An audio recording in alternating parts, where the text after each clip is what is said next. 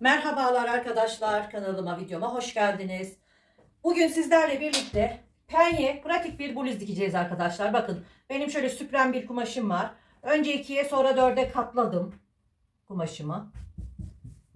Evet, her zamanki gibi üzerinden bir düzeltme çizgisi çekiyoruz. Şöyle hemen kumaşımızı düzeltelim. Evet.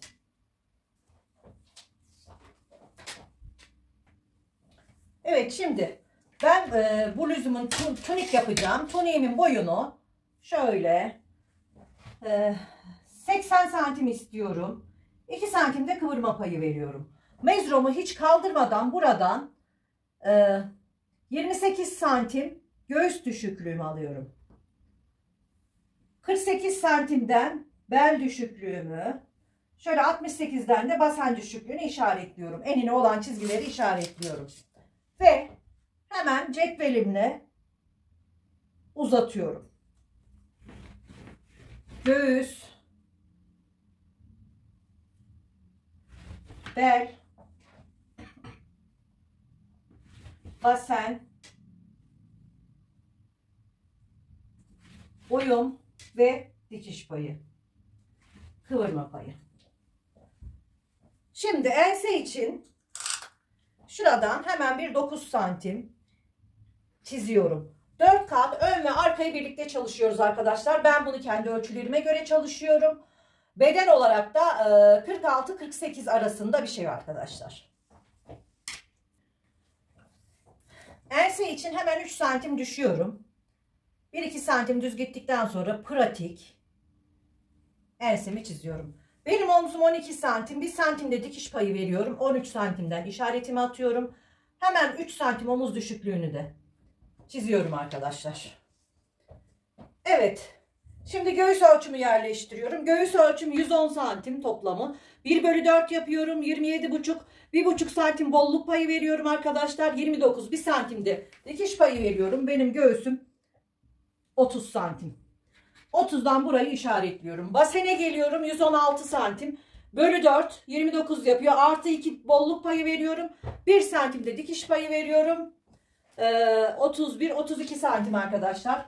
Basenimi de 32'den şu şekilde çiziyorum. Ve hemen riga cetvelimle bakın şu şekilde riga cetvelini yerleştiriyorum. Fakat bele kadar çiziyorum. Belden sonra çeviriyorum. Şu şekilde gördüğünüz gibi hiçbir kırıklık olmadan bedenimizi çiziyoruz arkadaşlar. Kol evine geliyorum arkadaşlar. Benim kol evim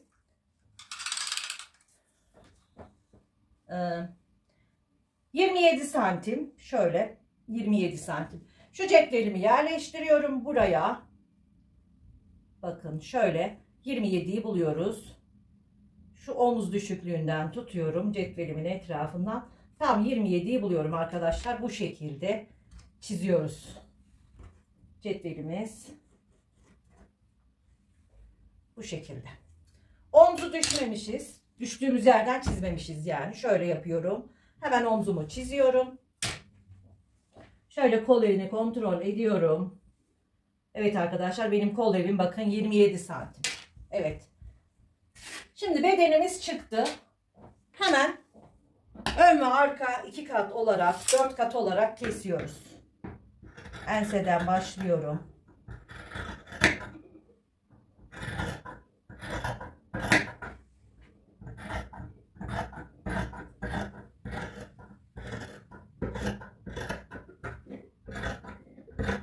Dikiş paylarımızı vermiştik arkadaşlar.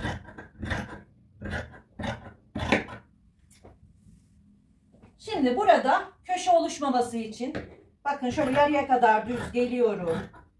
Yarıdan sonra hafif 1-1,5 santimlik bir eğim vererek etek ucumuzu düzeltiyoruz.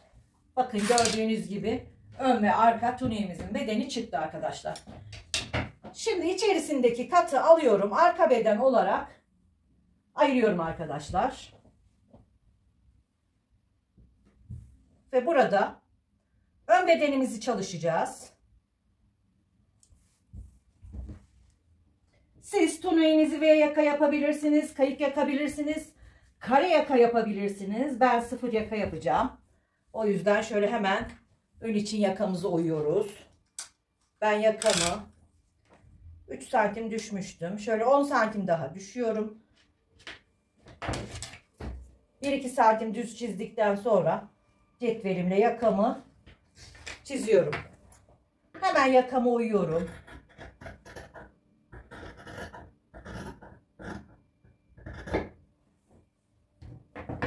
Omuzdan 1 santim düşme yapıyorum önden. Şu şekilde. Burayı da çiziyoruz.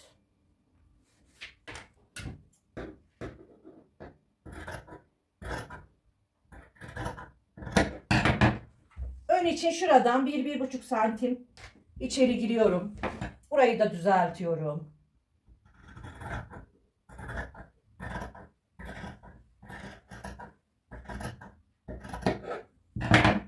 Ön bedenim için gereken düzeltmeleri yaptım arkadaşlar. Şimdi kol tepe yüksekliğimizi nasıl bulacağız arkadaşlar? Şöyle kol evlerini yuvarlıyoruz ve mezuramızla yuvarlak bir şekilde ölçüyoruz. Bakın. Şöyle ölçüyoruz. 53 santim geldi. Bunu 3'e bölüyoruz. Neden 3'e bölüyoruz dersek arkadaşlar, sistem böyle. Sistem böyle istiyor. 16,5'tan çalışacağım. 16,5'tan kol tepe yüksekliğimizi çalışacağız. Kol boyum 65 santim. 65 santim kol boyumuz var. 27 santim bizim kol evimiz arkadaşlar. Kumaşımı kol evinden 4 santim eksik katlayacağım. Kol evim 27 ise kumaşımı 23 santim katlayacağım. Yani pazımız 23'e denk gelecek. Şu şekilde 23'ten kumaşımızı katlayalım. Evet, yeter burası arkadaşlar. Şimdi kol tepesini düzeltiyorum. Kumaşımızı düzelttik. 16 santim kol tepesine iniyorum. Buradan kol tepemizi, kol tepe yüksekliğini çiziyorum. Pazımızı buraya yerleştireceğiz arkadaşlar. Şöyle dikiş payıyla beraber benim pazım 23 santim. Hatta biraz dar olsun. 22 santim yapalım. Kol boyumuzu çizelim. Kol boyumuz 65 santim. 65 biraz uzun olacak. Şöyle 62'den çalışalım. 62'den kol boyunu kapatıyorum kıvırma payıyla beraber. Manşetimi ise şöyle 14 santim yapıyorum. Siz burayı istediğiniz gibi yapabilirsiniz. Lastik de takabilirsiniz. Ben şöyle normal bir kol yapacağım. Kolumuzu da pratik bir şekilde şu cetvelimizle çizebiliriz arkadaşlar. Bakın şöyle çizelim. Kolumuzun birçok yöntemi var çizmek için. Bugün de böyle kolayca çizelim.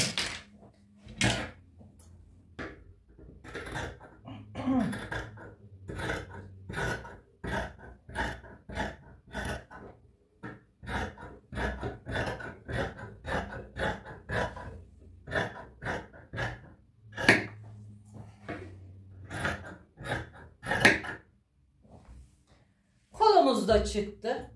Hemen ortaya bir çıt atıyorum. Kolumu açıyorum. Ön için 1-1,5 santim oymuştuk. Kolda da bunu düşüyoruz.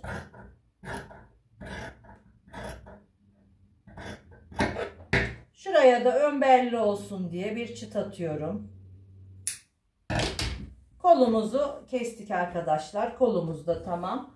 Şimdi yaka temizlemek için kumaşım penye olduğu için şöyle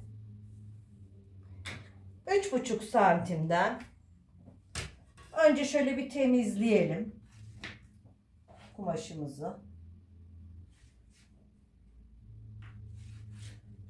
3,5 santimlik ya da şöyle 4 mü yapalım? 4 santimlik bir biye keselim.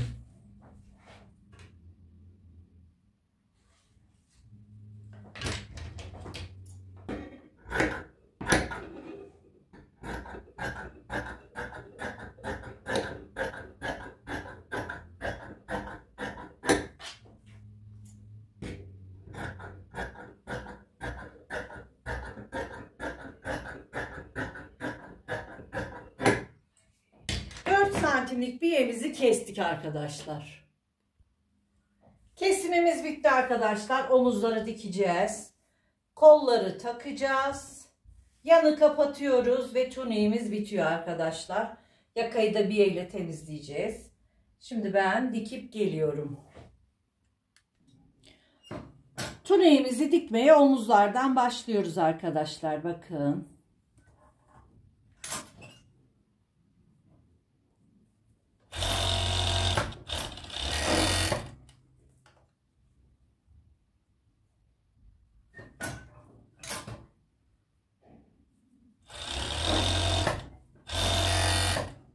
Omuzları diktikten sonra yakamızı ölçüyoruz. Biyemizi ona göre kesip yandan dikip ütüyle böyle ayarladıktan sonra hemen yakamızı takıyoruz. Ben bu şekilde yakamı takıyorum.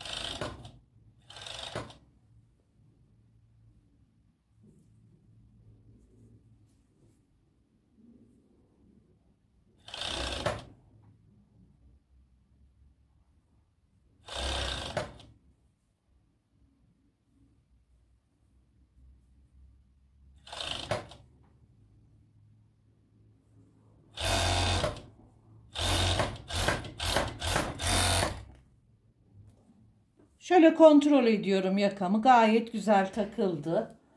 Şimdi hemen kola geçiyoruz arkadaşlar. Bakın şöyle ön bedeni alıyorum makinenin altına. Ön kolumuzu da alıyoruz. Bakın çıta atmıştık. Ön kolu da alıyoruz. Ve şu şekilde kolumuzu dikiyoruz.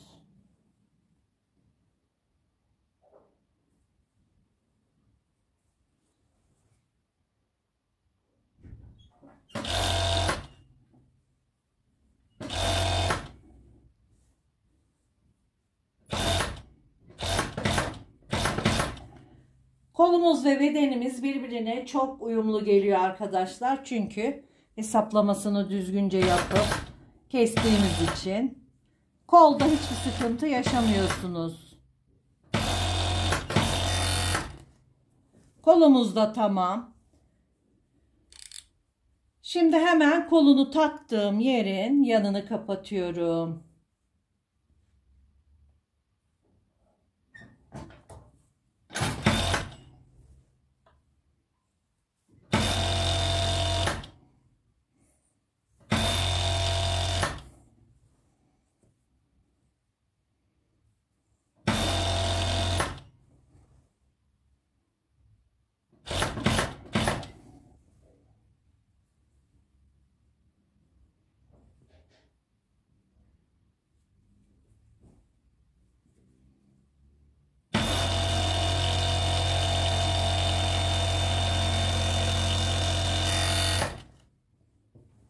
Diğer kolumuzu da takıyoruz.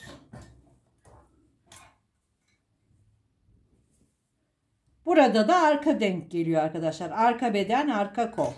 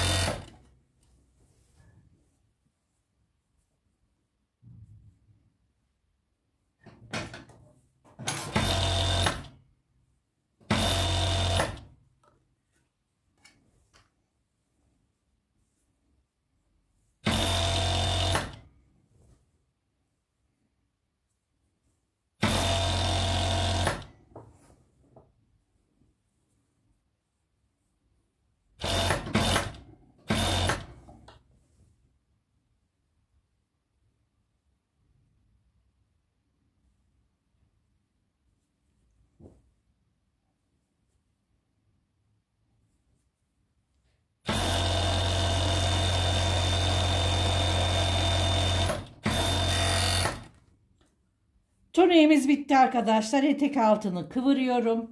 Kol ucunu kıvırıyorum ve mankene giydiriyorum. Evet arkadaşlar, turnuyemizin bitmiş hali gördüğünüz gibi çok güzel bir pratik oldu. Aynı zamanda da ölçülerinize göre kalıp çıkartmanız için bir yöntem arkadaşlar. Yorumları size bırakıyorum. Kanalıma abonelikler ücretsizdir. Hoşça kalın, sağlıkla kalın.